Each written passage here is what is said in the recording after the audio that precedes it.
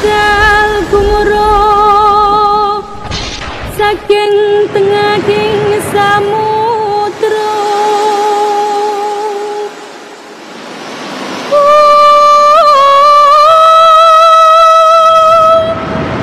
Genging balagoso abrabusananira.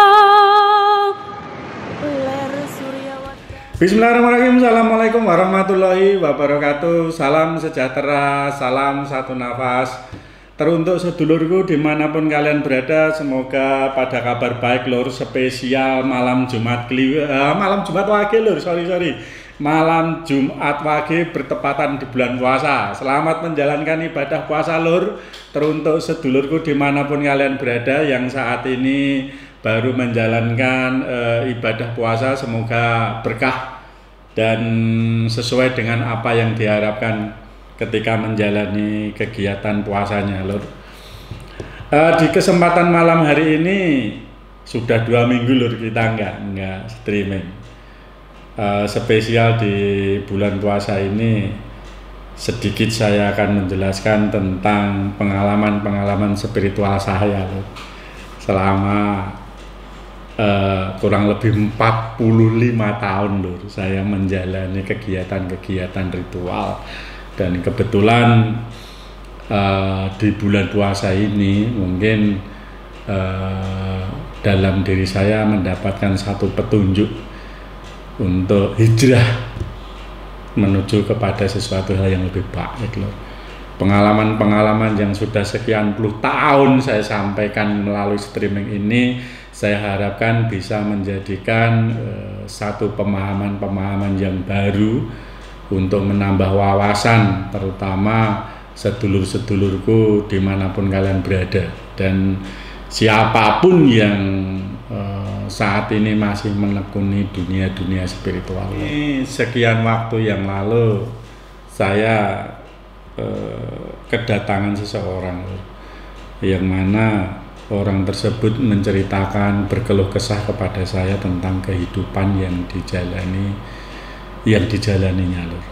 Dan menurut aku ceritanya itu begitu unik dan saya sempat shock dan kayak tidak percaya dengan cerita yang saya dengar itu lur. Ada seseorang datang di hadapan saya, umurnya kurang lebih sudah hampir 60-an tahun.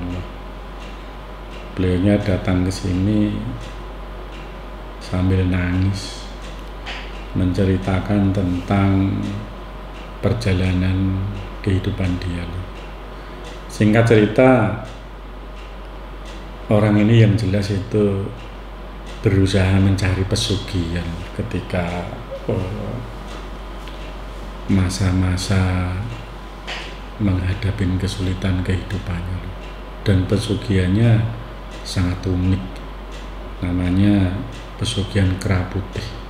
Mungkin dulur-dulur belum pernah mendengar pesugihan itu dan dari mana asalnya. Saya sendiri ketika mendengar pertama itu shock. Ternyata di era milenial seperti ini masih ada seseorang yang mendalami suatu ilmu pesugihan. Bahkan dia juga memelihara tuyul, ceritanya itu seperti itu kepada saya. Beliaunya menyampaikan karena mengalami keterhimpitan atau kesulitan dia mencukupi segala kebutuhan hidupnya. Si ibu ini kerjaannya itu jualan daging lur, jualan daging ayam. Ketika berjualan daging, jualannya di pinggiran pasar. Di pinggiran pasar, setiap hari itu paling hanya laku 2 kilo, 3 kilo, maksimal itu 5 kilo. Maksimal 5 kilo itu diperkirakan 1-3 ekor ayam tiap hari.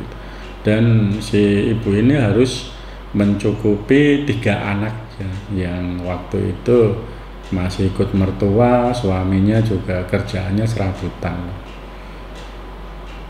akhirnya harus pontang-panting sendiri. Yang mana dalam perjalanannya ketika jualan ayam ini ketemulah seseorang yang sama-sama menjadi jualan di situ, tapi beliaunya bosnya, juragan besarnya. Tiba-tiba entah kenapa nggak ngerti si juragan ayam ini mendekatin ibu-ibu ini, dan langsung aja beliaunya menyampaikan bahwasanya kalau mau saya jadikan istri saya waktu itu yang ketiga, semua kehidupan kamu saya cukupin, semua apapun yang kamu butuhkan saya kasih. Waktu itu sepotong ceritanya kayak gitu.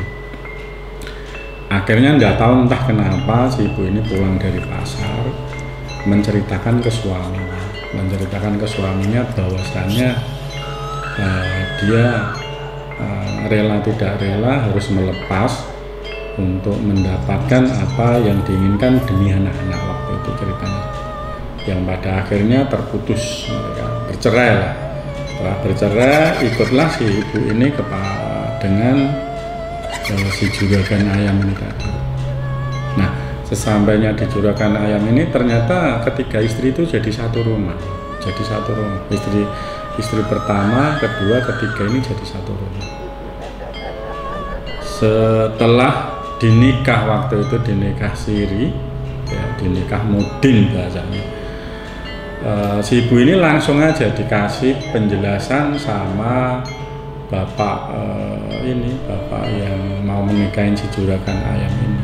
Juragan ayam ini bercerita, kamu yang penting saya cukupin kebutuhanmu, saya urus semua kamu, anak-anakmu semua saya urus, tapi kamu tidak boleh nanya apa yang saya lakukan.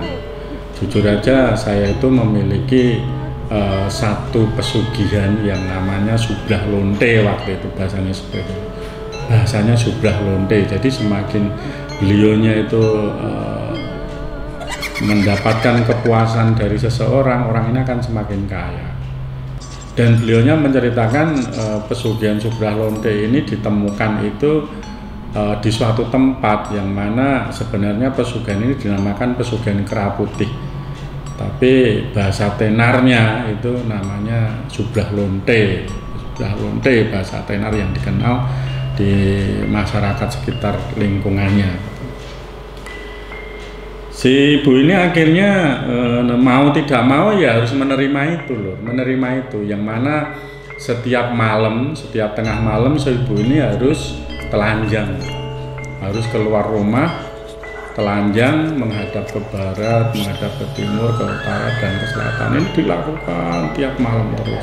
Habis itu masuk ke rumah, pokoknya tengah malam dilakukan itu. Dan memang jualannya waktu itu semakin meningkat loh. Hanya dalam waktu sekian, kurang lebih sekian bulan, si ibu ini sudah dagangannya yang semulanya 3 biji lur sehari itu harus menghabiskan minimal 6 kintal sampai 1 ton daging ayam itu loh. Setiap hari habis, dan mencukupi itu pun masih kesulitan kadang-kadang. Tapi si ibu ini tiap hari masih melakukan itu terus, kegiatan rutin, karena mau meninggalkan takut, sudah dipesan oleh si suami ini. Setelah sekian waktu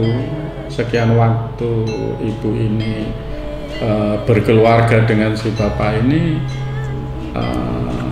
pada akhirnya dia hamil pertama waktu itu yang diceritakan ke saya.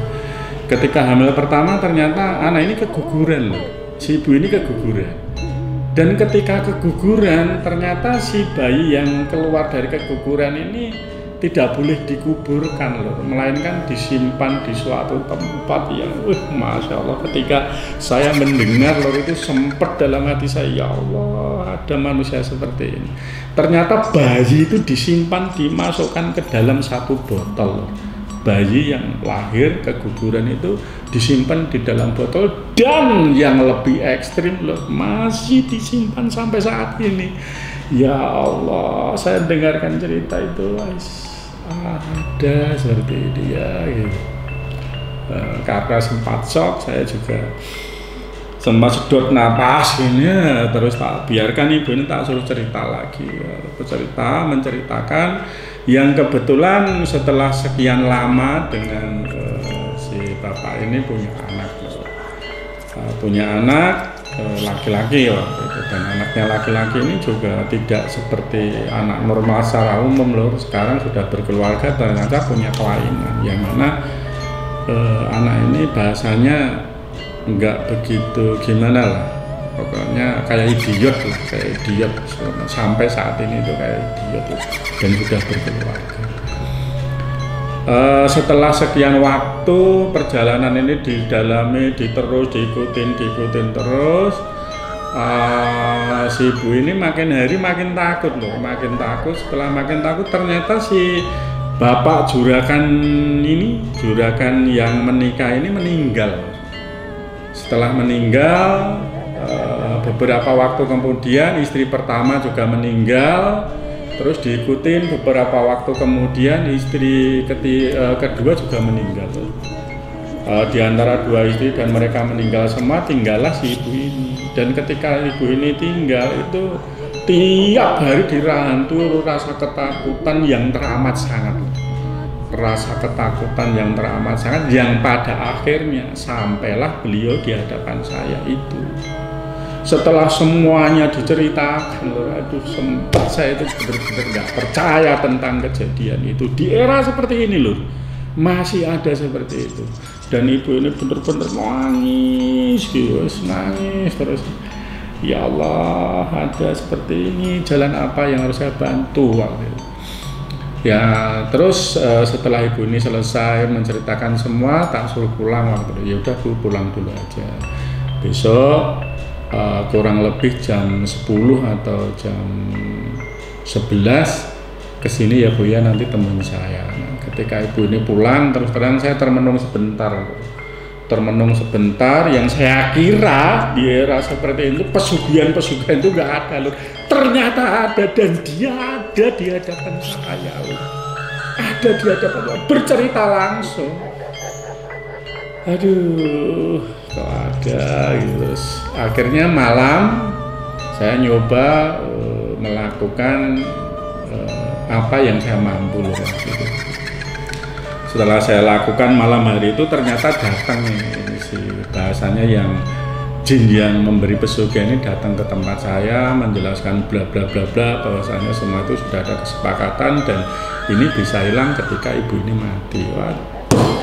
Aku tambah saya ibu ini harus mati dulu, tapi anehnya lor, ibu ini bisa mati ketika semua anaknya ini harus mati semua dulu.